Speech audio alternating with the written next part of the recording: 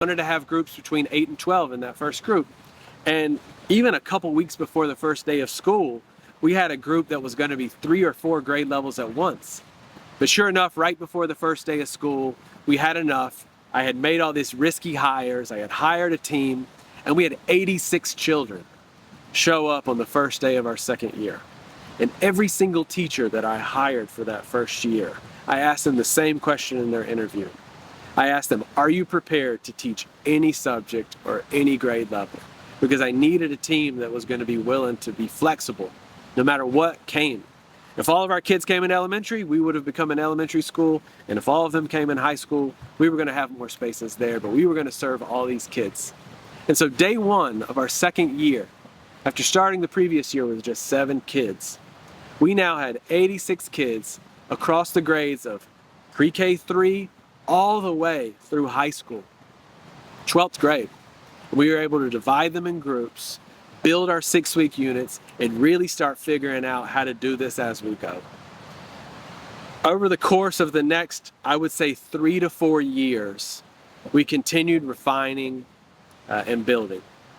And in this community, as I've said before, that's so transient, one of our big challenges was hanging on to students.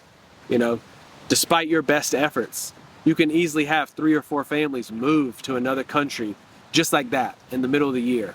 And so you're faced with a 20% deficit in students. And these were some of the big challenges that we had in the beginning, trying to figure out systems that were sustainable, trying to integrate some of the subjects that maybe we weren't offering at the beginning.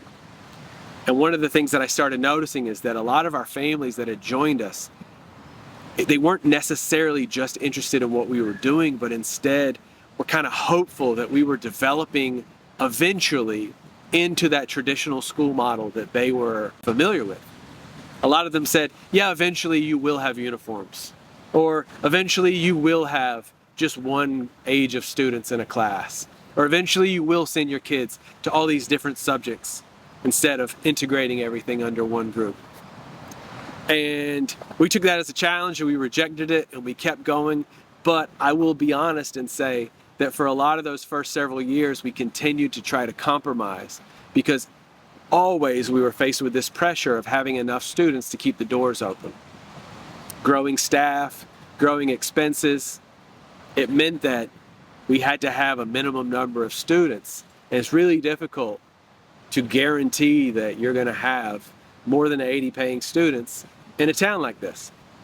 Well, it continued to work, but we were beginning to flatline. And in 2019, a family from Las Terrenas, a nearby town, similar profile, very international, located on the beach, they inquired about an interview here at this campus for their 4 children. And of course I set that as a priority, knowing that our enrollment at the time was really tight, really on the edge. And so I invited them in, I gave them a lengthy tour, I told a lot of the history and explained a lot of the methodology, and near the end of their tour they said, listen, it's not our intention to move here. We came to sort of figure out if what we had heard about ISLA was true, and it is. And we want you to come to Las Terrenas because there's a large number of families there that are in need of a school like this. Schools there are, for a variety of reasons, several of the schools there are struggling to operate, and we're finding a lot of kids that are going to be without a school. And so in desperation for more students, I said, sure, I'll show up there and I'll have a dinner with a few of these families, thinking again in the back of my head that, you know, at worst, maybe 1 or 2 of these families will move to this area and we'll add a few families that way. A couple days before the meeting with 5 or 6 families, I was told that it expanded to a few more, and I said, great. And then the day before I was told, there's so many families that are interested that we have now moved it from a dinner and we've rented a convention hall.